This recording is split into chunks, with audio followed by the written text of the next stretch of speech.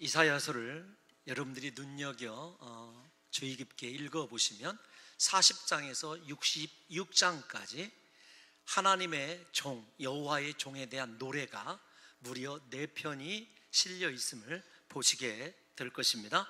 그 가운데서도 여호와의 종의 고난 받으심에 대하여 곳곳에서 그 고난이 주는 의미가 무엇인지를 이사야의 이 말씀을 통해서 우리들에게 증거해 주는 내용을 살펴보게 되면 하나님의 생각과 이스라엘의 생각이 크게 다르다는 것 또한 우리가 발견하게 될 거예요. 왜 그런가 하면은 이 여호와의 종에 관한 노래는 전부가 다 바벨론 포로에서 고통받고 있는 이스라엘 백성들의 구원과 밀접하게 관련이 되어 있습니다. 즉 바벨론 땅에서 포로로 고통받고 고난받고 있는 그들에게 하나님은 세상의 것이 아니라 여호와의 종이라고 하는 주제로 그들에게 회복과 희망의 메시지를 주시고자 하셨습니다. 그러함에도 불구하고 이스라엘이 원하는 회복에 대한 생각과 기대가 하나님이 주시고자 하시는 이스라엘의 회복과 기대가 다르기 때문에 하나님께서 계속해서 반복적으로 이스라엘을 신앙적으로 인격적으로 회복하시는 장면들을 우리가 볼 수 있다는 거예요. 그런 가운데서 오늘 이스라엘 백성들과 하나님의 생각이 가장 크게 차이가 나는 장면의 이 본문이 우리가 읽은 고난받는 여호와의 종, 고난받는 메시아에 관한 모습이라고 얘기할 수 있어요. 그러니까 쉬운 말로 말씀드리면 오늘 본문이 이스라엘 백성들의 기대와 하나님의 계획과 그렇게 극과 극으로 다른 본문이다 말씀드릴 수 있는 것입니다. 오늘 고난받는 여호와의 종, 즉 메시아의 이 모습을 우리가 좀 1절에서 6절까지 읽어봤지만 원래 12절까지를 읽어보게 되면 크게 이런 내용으로 구분할 수가 있습니다. 첫 번째 1절에서 3절을 보게 되면 고난받으시는 여호와의 종 메시아는 고운 모양도 없고 풍채도 없고 흠모할 만한 아름다운 것이 없다. 게다가 사람들로부터 버림과 멸시와 천대를 받으시게 될 것이다. 이런 내용이 기록이 되어져 있습니다. 그리고 4절에서 6절은 메시아의 고난의 원인이 그의 죄와 허물 때문이 아니라 우리 인간의 죄악 때문임을 강력하게 이야기하고 있고, 이어지는 7절에서 9절은 그러한 고통과 형벌을 우리를 대신하여 받으시면서도 여호와의 종은 침묵하시면서 그 고난을 받으셨다는 거예요. 그리고 마지막 10절에서 12절은 메시아의 고난과 죽음으로 이스라엘을 향한 속죄, 하나님의 속죄 계획이 완전하게 이루어질 것을 우리에게 예언해 주고 있습니다. 여러분, 좀 딱딱하지만 이사야의 전체적인 내용 속에서 40장에서 66장까지 차지하는 그 내용의 핵심이 여호와의 종이고, 여호와의 종은 이 땅 가운데 우리를 구원하시기 위하여 고난받는 종의 모습으로 오셨다는 것을 그렇게 지금 서론으로 살펴보고 있는 거예요. 그러면 우리가 왜 이렇게 여호와의 종이 고난받는 모습으로 오셔야만 했는가라고 하는 것을 살펴보면서 우리도 이 세상 살아가면서 예수님의 제자라고 그렇게 스스로를 자부하고 위로하면서 살아가는데 우리는 막상 고난을 어떤 시각으로 바라보고 있고 우리의 고난을 통해서 우리가 추구하고자 하는 신앙의 진정성은 어떤 것인지를 좀 함께 예수님의 고난과 우리의 고난을 견주어서 좀 생각해 보고자 합니다. 먼저 여호와의 종의 고난의 시작은 무엇 때문인가 라고 한다면 이스라엘 백성들의 믿음이 부족하기 때문입니다. 그래서 53장 1절은 곧바로 이렇게 시작합니다. 우리의 전하는 것을 누가 믿었느냐? 여호와의 팔이 누구에게 나타났느냐? 저 말씀을 여러분 풀어서 말씀을 드리면 선지자들이 하나님의 말씀을 전했는데 그 말씀을 믿는 자들에게는 여호와의 팔, 전능하신 여호와의 손이 그들에게 나타나 구원을 행하실 것이라는 거예요. 저 말을 역설적으로 표현을 하면 이스라엘에게 전능하신 하나님의 구원의 팔이 나타나지 않는 이유는 믿음의 부족 때문인 거죠. 그러니까 여러분, 우리 삶도 마찬가지입니다. 우리 삶에 고난이 있든지 없든지가 문제가 아니라 내가 정말로 하나님을 끝까지 온전하게 신뢰하고 있느냐, 그 사람에게는 하나님의 팔이 나타나서 반드시 어떤 상황 속에서도 하나님이 주시고자 하시는 구원과 회복의 은혜가 있는 줄로 믿습니다. 그래서 1절은 이스라엘 백성들의 믿음 없음을 먼저 하나님께서 탄식하는 거예요. 여호와의 팔이, 여호와의 도우심이 없는 것이 문제가 아니라 여호와의 팔은 언제나 우리의 믿음을 통해서 역사를 하시거든요. 그러니까 사랑하는 성도 여러분들도, 저도 우리 삶에서 일어나는 고난을 대할 때 여러분, 그 고난이 문제가 아니라 나에게 여호와의 팔이 나타남을 믿는 믿음이 있는가를 좀 점검해 보자는 거죠. 제가 여러분들에게 서론에서 왜 이스라엘의 생각과 여호와의 계획이 그렇게 크게 극명하게 달라졌느냐라고 한다면, 이스라엘이 기대하는 것은 철저히 육신적인 것이었습니다. 즉 바벨론 포로로 고통당하고 있으면서도 그 원인을 하나님과의 관계 속에서 찾고 하나님께 돌아가 하나님과 다시 화평을 이루는 삶을 추구하는 것이 아니라, 여러분, 그들이 기도합니다. 기도도 하고 하나님께 구하는데 무엇을 구하냐면, 하나님, 우리에게 다윗의 후손에게 올 메시아를 속히 보내주시사 우리가 강력한 나라를 다시 옛 다윗의 시대를 회복하게 해달라고 하는 것이 그들의, 여러분, 기도의 제목이었고, 하나님은 그들의 근본적인 죄악을 속량하실 여호와의 종을 보내주심으로 하나님과 이스라엘 백성이 다시 에덴 동산에서 누렸던 화목을 누리기를 원하는 것이 하나님의 계획이었다는 거예요. 여러분, 이렇게 이스라엘의 생각과 하나님의 계획이 다른 가운데서 이스라엘 백성들에게 진정한 구원을 가져다 줄 고난받는 메시아는요, 이스라엘 백성들이 탐탁지 않게 생각한 거예요. 아니, 원하지 않았던 것입니다. 그 결과 이사야를 비롯한 수많은 선지자들이 눈물로 여호와의 종에 대한 메시지를 외치면서 하나님께 돌아올 것을 그렇게 소원하였지만, 그들은 끝내 자기의 생각과 자기의 바라는 기대를 하나님 앞에서 완전히 거꾸러뜨리지 못했어요. 자기 생각을 내려놓지 못했습니다. 여러분, 그 결과가 그렇게 바벨론의 포로로 고통받고 고난받고 있다는 거예요. 이러한 이들에게 고난받는 메시아에 대한 하나님의 구원의 계획, 고난받는 메시아를 통한 구원의 계획을 선포하신 하나님께서 그들을 설득을 계속해서 하십니다. 그러니까 53장 이후에 대표적으로 하나님의 생각에 쫓아오지 못하는, 하나님을 신뢰하지 못하는 이스라엘 백성들을 하나님이 어떻게 설득하시는지를 한번 우리가 점검을 해보려고 그래요. 우리 다 같이 이사야 55장 6절에서 9절을 길지만 한번 읽어보도록 하겠습니다. 시작. 너희는 여호와를 만날 만한 때에 찾으라. 가까이 계실 때에 그를 부르라. 악인은 그의 길을, 불의한 자는 그의 생각을 버리고 여호와께로 돌아오라. 그리하면 그가 긍휼히 여기시리라. 우리 하나님께로 돌아오라. 그가 너그럽게 용서하시리라. 이는 내 생각이 너희의 생각과 다르며 내 길은 너희의 길과 다름이니라. 여호와의 말씀이니라. 이는 하늘이 땅보다 높음 같이 내 길은 너희의 길보다 높으며 내 생각은 너희의 생각보다 높음이니라. 아멘. 여러분, 중요한 죄가 무엇이냐면 하나님을 찾지 않는 거예요. 하나님을 만나기를 원하지 않는 것입니다. 그러면서 하나님을 구하는 것이 아니라 육적인 회복, 다시 다윗 시대로 돌아가서 물질적인 풍요만을 원하고 있는 이스라엘 백성들에게 하나님이 탄식하며 요청하는 거예요. 나를 만나라, 나를 찾으라. 그러면서 하나님께서 직접적으로 말씀하셔요. 내 생각과 내 생각이 다르다.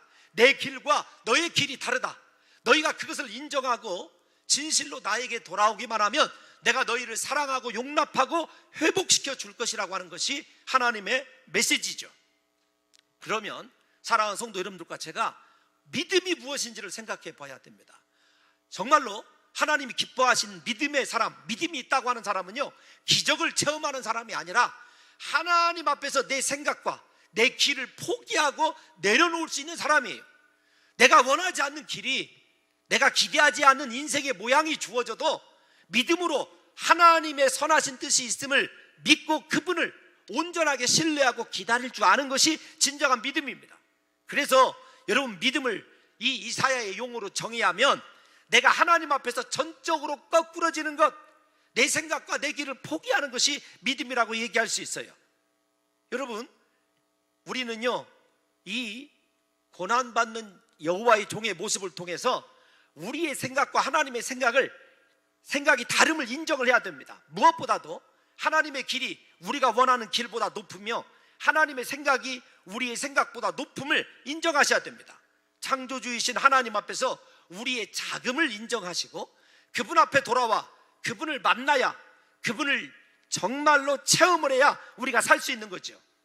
여러분들과 제가 이 시간에 인정해야 될 것은 하나님 안에만 생명이 있고 하나님에게만 회복이 있다는 사실을 믿어야 됩니다. 이스라엘은 생명의 주가 되시는 창조주 하나님을 신뢰하고 그분께로 돌아와서 자신의 생각이 아니라 하나님의 뜻이 이루어지기를 기도했어야 됐어요. 우리가 예수님께서 가르쳐 주신 주기도문의 핵심이 무엇이죠? 하늘에서 뜻이 이루어지는 것처럼 이 땅에서도 뜻이 이루어지는 거예요. 우리의 뜻이 이루어지는 것이 아닙니다. 하나님의 뜻이 이루어지는 인생을 살아가는 사람이 진정으로 여호와의 팔을, 구원의 하나님을 경험할 수 있는 사람이라는 거죠. 이런 의미에서 오늘날 우리의 삶을 여러분 그렇게 함께 비교해 보면 우리 인생의 문제는요, 오늘날 믿음의 문제라고 이야기할 수 있어요. 우리가 하나님의 능력을 체험하지 못하는 것은 이스라엘 백성들과 같이 하나님 앞에서 완전히 내가 거꾸러지지 못했기 때문에 그래요. 오늘 본문을 기록한 이사야도 그 대표적인 한 사람이었어요. 이사야가 만약에 하늘 궁정 회유를 주재하시는 하나님의 거룩을 체험하지 못하였다고 한다면 그도 변함없이 자기 생각에 사로잡혀서, 자기 계획에 사로잡혀서 하나님의 생각과 하나님의 계획을 부정했던 인물이었어요. 왜냐하면 그는 하나님보다도 우시야 왕을 더 신뢰했기 때문에 그래요. 그게 이사야 6장에 있는 이야기 아니겠습니까? 하나님이 이스라엘의 희망이 아니라 인간적으로 탁월한 우시야가 자신의 희망이라고 생각한 것입니다. 이처럼 사람을 희망으로 삼고 있는 이사야에게 하나님께서 하늘의 모습을 보여주셨고 왕 중의 왕이신 하나님의 모습을 나타내 주셨어요. 그때야 이사야는 하나님 앞에 거꾸러지게 되었고 하나님을 신뢰하고 그 앞에서 요동치 않는 진정한 믿음의 사람으로 거듭난 것을 보게 됩니다. 그 결과 이사야는 사람을 위하여 세상의 방법으로 살아가는 사람이 아니라 하나님을 위하여, 복음을 위하여 살아가는 완전히 거듭난 사람으로 변화된 것이죠. 그래서 그가 하나님을 만나고 난 이후에 사람의 생각과 사람의 길을 다 벗어 던지고 하나님이 원하시는 인생으로 살아갈 것을 이렇게 이야기하고 있습니다. 우리 다 같이 이사야 6장 8절 말씀 한번 읽어볼까요? 시작.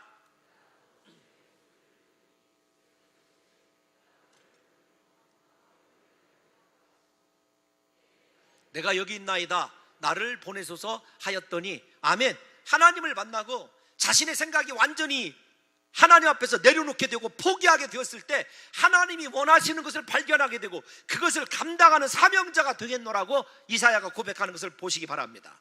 오늘날 우리가 전적으로 그리스도에게로 돌이켜 예수님만을 위한 탁월한 인생을 살지 못하는 이유가 바로 이사야와 비슷해요. 하나님 만나기 전에 이사야의 모습이 우리의 문제인 것입니다.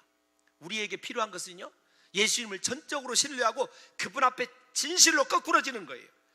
여러분, 이 세상 말세의 주님이 우리에게 찾으시는 것 무엇인 줄 아십니까? 진정한 믿음이에요. 대표적으로 우리 누가복음 18장 7절에서 8절을 한번 읽어볼까요? 주님이 말세에 무엇을 찾고 계신지. 시작. 하물며 하나님께서 그 밤낮 부르짖는 택하신 자들의 원한을 풀어주지 아니하시겠느냐? 그들에게 오래 참으시겠느냐?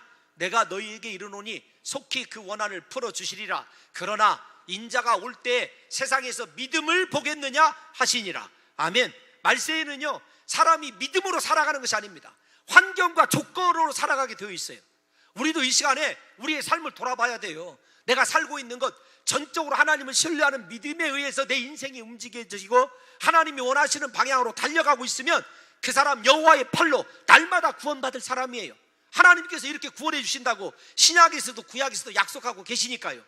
그럼에도 불구하고 하나님 앞에 끝까지 내 생각과 내 고집이 거꾸러지지 않는 사람에게는요, 고난의 수레바퀴에서 벗어날 소망이 보이지 않는다는 것입니다. 사랑하는 성도 여러분, 이번 고난주의를 통하여 나의 죄를 속죄하시기 위하여 이 땅에 오셔서 말씀대로 십자가에 죽으시고 우리의 모든 죄를 속량하신 예수 그리스도를 철저하게 신뢰하시기를 바랍니다.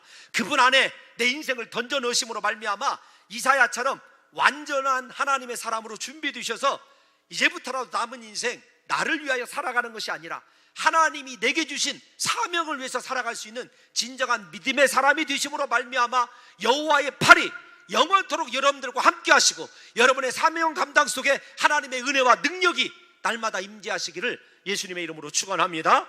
두 번째로 우리가 좀 살펴봐야 될 것은 무엇이냐면, 고난받는 메시아의 모습 가운데서 없으신 예수님에 대해서 우리가 분명히 인정을 해야 돼요. 예수님은 전능하신 하나님이고 그에게는 모든 것이 다 있습니다. 그런데 오늘 본문에 보면 없으신 것이 있다라고 이야기하고 있습니다. 우리 다 같이 2절 말씀을 한번 읽어볼까요? 시작. 그는 자라나기를 연한 순 같고 마른 땅에서 나온 뿌리 같아서 고운 모양도 풍채도 우리가 보기에 흘무하는 아름다운 것이 없도다. 여러분, 없고 없은즉 없도다 이렇게 얘기하고 있어요. 생각해 볼까요? 여러분, 여기 있는 고운 모양이란 말은 하나도 흠잡을 데 없는 또는 완벽한 부족함이 없는 삶의 모습, 그런 뜻이에요. 그러니까 오늘날로 굳이 얘기하면 고운 모양 그랬을 때 돈도 명예도 권력도 인물도 다 가지고 있는 사람이에요. 그런데 그것이 예수님에게 없어요. 두 번째로 없다고 하는 여러분 풍채는 어떤 것이냐면 강력한 지도력이나 인간적인 매력을 얘기합니다. 또한 세 번째 보면 보기에 흠모할 만한 아름다운 것이 없다. 그러니까 우리의 눈에 우리의 마음에 딱 드는 아름답다고 생각하는, 인간적으로 볼 때 참으로 좋다고 생각할 것이 없는 거예요. 여러분, 곰곰이 생각해 보십시오. 예수님에게는 우리 인생들이 좋아하는 외형적인 조건도 또 내적인 매력도 더 나아가 우리가 찾고 사모하는 아름다운 것들이 존재하지 않아요. 즉 이 세상이 간구하고 찾고 두드리는 것들이 예수님에게 없다는 것입니다. 문제는 예수님 닮은 예수님의 제자로 살기를 원한다고 하면서 예수님이 없는 것들만 구하는 오늘날의 우리의 신앙이 문제라는 거예요. 예수님이 우리에게 주시기를 원하시는 것은요, 십자가의 길입니다.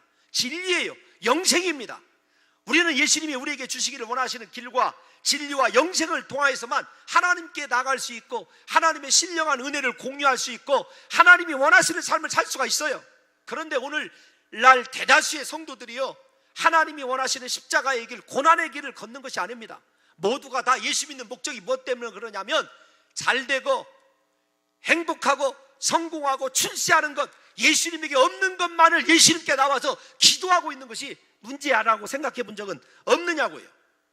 그래서 예수님께서 그의 제자들에게 일찍이 누구든지 나를 따르려거든 자기를 부인하고 자기 십자가를 지고 나를 따를 것이니라, 마태복음 16장 24절에서 말씀하셨습니다. 누구든지 예수님을 알고 사랑하고 따르기를 원한다면 먼저 자신 안에 있는 다른 사람보다 우월하기를 원하는 욕심, 아름다워지기를 원하는 탐욕, 모든 사람이 흠모하기를 원하는, 사람들에게 독점적 존재가 되기를 원하는 더러운 탐심을 버려야 돼요. 즉 우리 자신을 소중히 여기는 이기적인 욕심을 버려야 됩니다. 그것이 자기 부인이에요. 예수님께서 없다라고 하는 이 세 가지 말씀을 나중에 공생애 때 여러분 세 가지 시험으로 또다시 한번 확인을 받게 되거든요. 우리가 이번 고난주간에 왜 예수 믿는가를 다시 생각해 봐야 돼요. 예수님은요, 다시요, 길이요 진리요 생명입니다. 그분은요, 마른 땅에서 자라나는 생명력, 영생의 능력을 가지고 있어요. 그분이 우리 안에 있으면 우리가 어디에 있든지, 광야에 있든지 메마른 사막에 있든지요, 그곳이 하나님의 푸른 물된 동산이 되는 거예요. 그 삶을 살기 위해서는요, 주님이 원하시는 진실로 하나님만의 생명으로 충만해져서 하나님이 원하시는 길을 걸어가야 되는데, 우리가 오늘날 십자가의 길을 구하고 예수님처럼 고난받는 종의 모습으로 이 세상 사람들을 구원하는 하나님의 길을 걷겠습니다 소원하고 다짐하고 그 사명자의 길을 걷는 성도들이 오늘날 몇 명이나 있느냐고요. 여러분, 왜 예수 믿으십니까? 왜 기도하십니까? 왜 찬송하십니까? 다시 생각해 봐야 돼요. 예수님께 없는 것은요, 우리가 소중히 여김을 받고자 하는 것이 없으신 거예요. 나를 사랑하고 나를 소중히 여기는 마음을 버리지 못하면 절대로 예수님이 걸어가신 길을 걸어갈 수가 없습니다. 예수님처럼 하나님을 기쁘시게 할 수 없는 거예요. 예수님처럼 우리 스스로를 비우고 죽이지 못한다면, 내 생각을 내려놓지 못한다면 신앙생활 한다고 하면서도 내 경험과 내 고집을 꺾지 못한다고 한다면 하늘의 것으로 하나님의 신비한 은혜로 여호와의 팔을 절대로 경험할 수 없다는 것입니다. 이번 고난주의를 통하여 사랑하는 성도 여러분, 우리의 기도가 바뀌었으면 좋겠어요. 세상에서 추구하는 것이 달라졌으면 좋겠습니다. 우리의 꿈이 달라졌으면 좋겠어요. 오직 나를 십자가에서 비우고 죽게 함으로 오직 하나님의 신령한 것들로만 채워져서 우리도 예수님이 걸어가신 그 길을 걸음으로 말미암아 나 때문에 세상 모든 사람들이 그리스도를 발견하게 되고 하나님 안에 있는 그 풍성한 생명의 능력을 체험케 되는 역사가 나로 말미암아 일어나시기를 예수님의 이름으로 축원합니다. 여러분, 예수님께서 그렇게 없으셨을 뿐만 아니라 우리를 통하여 구체적으로 고난당하고 있는 모습을 성경은 뭐라고 얘기하고 있을까요? 우리 다 같이 3절 말씀 한번 읽어보겠습니다. 시작. 그는 사람들에게 버림받았으며 간고를 많이 겪었으며 질고를 아는 자라. 마치 사람들이 그에게서 얼굴을 가리는 것 같이 멸시를 당하였고 우리도 그를 귀히 여기지 아니하였도다. 여러분 생각해 보세요. 예수님이 버림받으셨습니다. 간고를 겪으셨습니다. 질고를 하십니다. 멸시를 당하되 사람들이 얼굴을 가리울 정도로 참혹한 멸시를 받으셨어요. 우리의 모든 것을 다 아신다는 말씀이죠. 우리의 고난을 다 경험하신 분이시기 때문에 예수님이 버림받으신 고통을 가장 잘 표현하신 것이 십자가상에서 기도 아닙니까? 엘리 엘리 라마 사박다니, 아버지여 아버지여 어찌하여 나를 버리시나이까. 그 버림받음의 고통 예수님이 너무도 잘 알고 계십니다.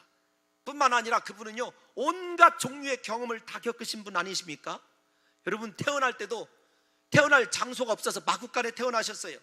육신의 아버지를 일찍 여의신 고통도, 또 홀로 남겨진 어머니 마리아의 외로움과 눈물도 뿐만 아니라 자신의 형제와 혈육들에게 미쳤다고 하는, 여러분 소리를 들을 만큼 인생의 관계에서 오는 괴리감과 외로움도 잘 아시는 분이셔요.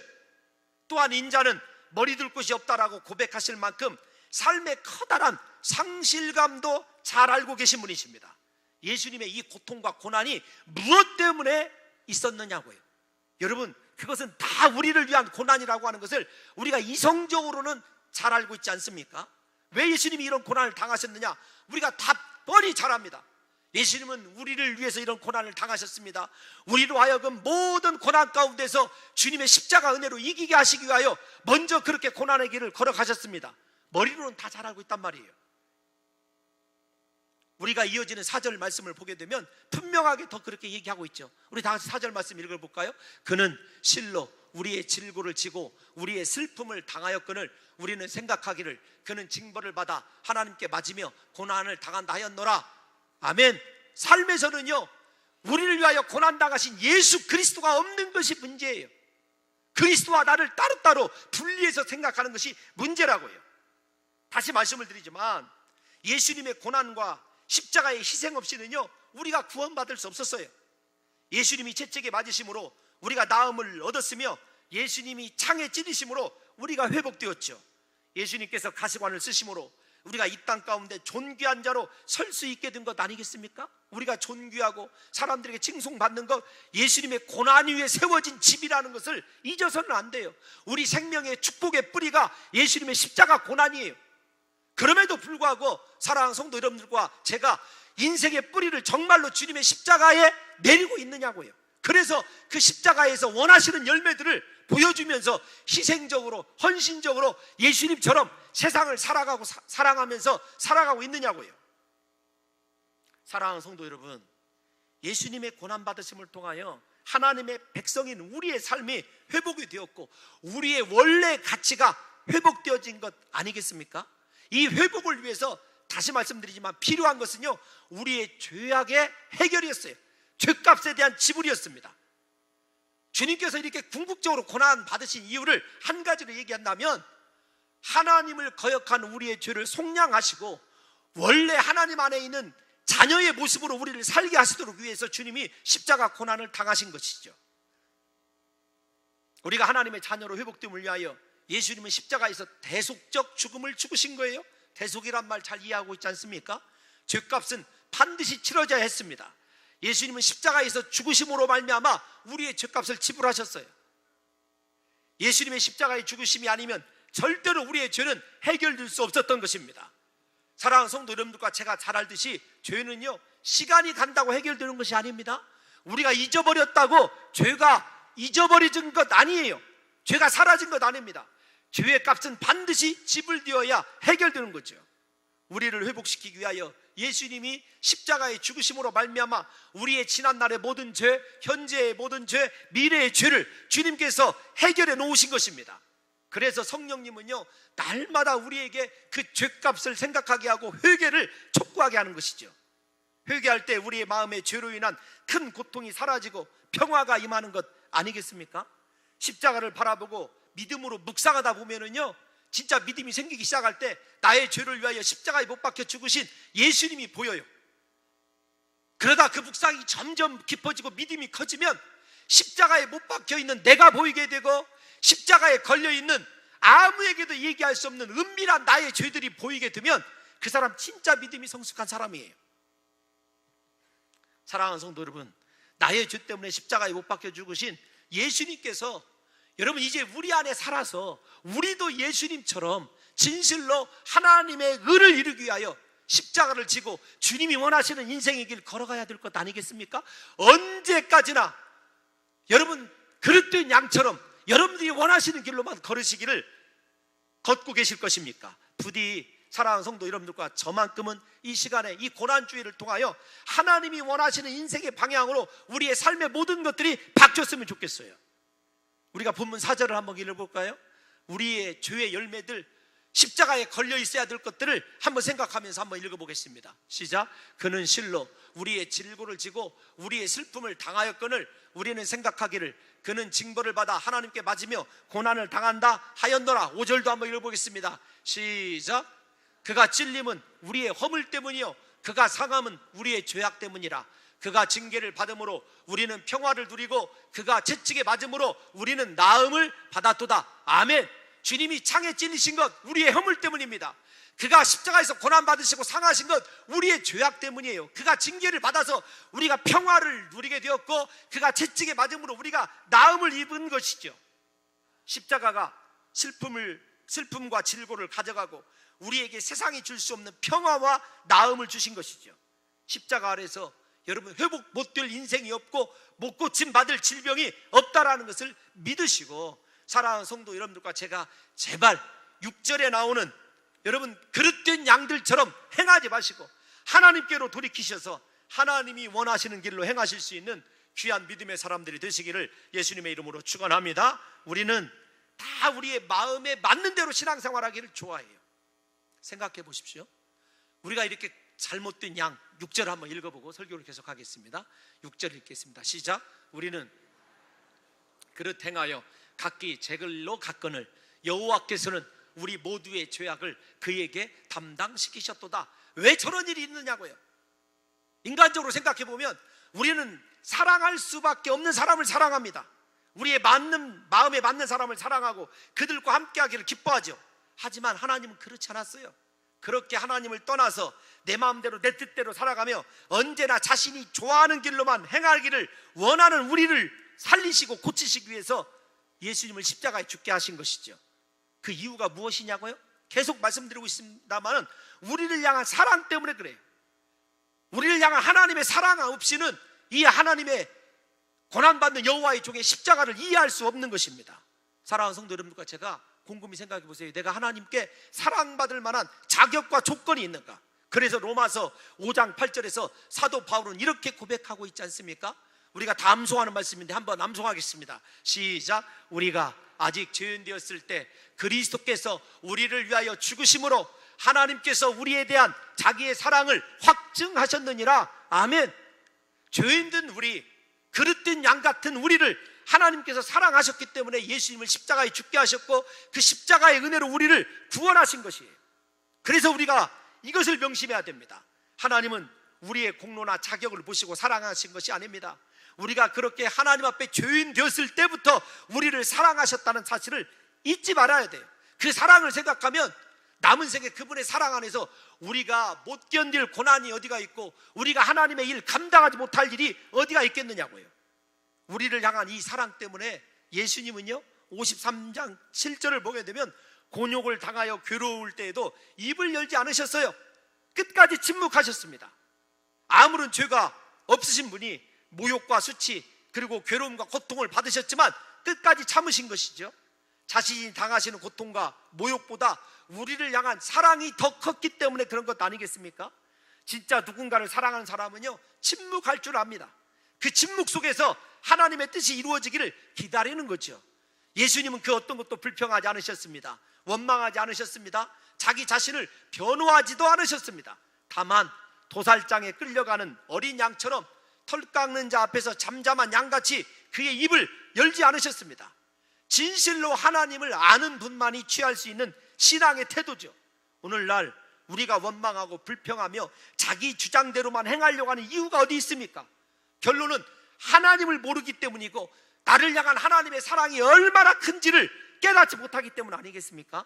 자신이 받은 하나님의 사랑, 하나님께서 나에게 맡겨주신 사명이 얼마나 중요한지를 잘 알고 있는 사람은요, 하나님의 뜻이 이루어질 때까지 침묵으로 예수님처럼 그렇게 견뎌낼 수 있는 거예요.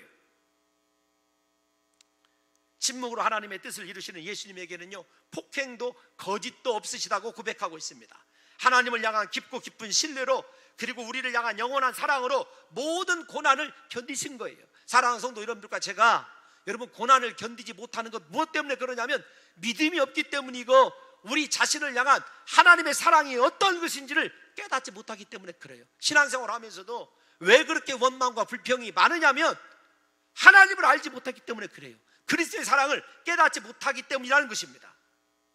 부디 사랑하는 성도 여러분들과 제가 남은 생애 동안에 예수님처럼 살아가되 하나님의 선하신 뜻이 이루어질 때까지 오직 감사로 우리의 아릴 것을 끝까지 기도할 수 있는 간구자가 되시기를 예수님의 이름으로 축원합니다. 그러면 왜 그렇게 예수님께서 고난받는 종의 모습을 가지시고도 여러분 끝까지 침묵하시고 우리를 사랑하셨냐면 하나님의 약속의 말씀을 다시 믿음으로 돌아옵니다. 신뢰하셨기 때문에 그래요. 우리는 고난받는 여호와의 종의 모습을 통하여 우리의 삶을 재조명해야 되는데 주님께서 고난받는 종의 모습으로 그려지기 전에 이사야 52장 13절에 보면 이렇게 말씀하고 있어요. 우리 다 같이 한번 이 말씀대로 이루어지기를 소원하면서 한번 읽어보겠습니다. 시작. 보라, 내 종이 형통하리니 받들어 높이 들려서 지극히 존귀하게 되리라. 여러분 빌립보서 2장 말씀도 잘 알고 계시지 않습니까? 왜 그런 고난을 당하셨음에도 인내하셨냐면 하늘 보좌에 높이시는 것을 보셨기 때문에 그래요. 사랑하는 성도 여러분들과 저도 마찬가지입니다. 우리가 고난 받을 때 주님의 십자가를 생각하고 주님의 은혜 안에서 받는 참된 여러분 복된 고난은 반드시 우리 삶을 형통하게 하고 우리가 받들어 높임을 받게 하고 지극히 존귀하게 하는 하나님의 축복임을 믿어야 되는 거예요. 하나님은 여호와의 종이신 예수님뿐 아니라 그의 제자된 우리에게도 고난받는 길을 제시하셨습니다.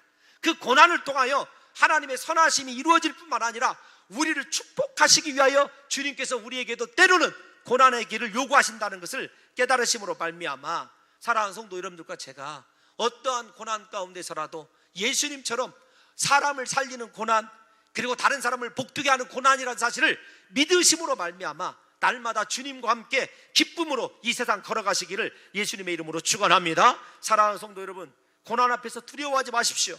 염려하지 마십시오. 절망하거나 낙심하지 마십시오. 하나님께서 그 고난을 통하여 이루실 선하신 뜻이 있음을 믿으시고 반드시 하나님 안에서만 우리가 예수님처럼 살아간다고 한다면 주님께서 우리를 높여주시고 존귀케 여기시는 귀한 날이 반드시 이르게 될 줄로 믿습니다. 여러분들과 저의 삶 가운데 부디 이렇게 하나님의 놀라운 고난을 통한 위로와 구원의 은혜가 있으시기를 원하면서 부디 사랑하는 성도들이여 이번 한 주 동안에 우리의 고난을 통하여 주님께서 이루시고자 하시는 선하신 뜻만 이루어지기를 감사함으로 기쁨으로 그렇게 기도하실 때 하나님께서 우리를 높여주시고 형통케 해주시는 놀라운 은혜가 임하시기를 예수님의 이름으로 축원합니다. 하나님 아버지 오셔서 우리도 예수님처럼 그렇게 십자가의 고난의 길을 걸어갈 수 있는 능력 있는 인생 되게 도와주옵소서. 예수님의 이름으로 감사드리며 기도하옵나이다. 아멘.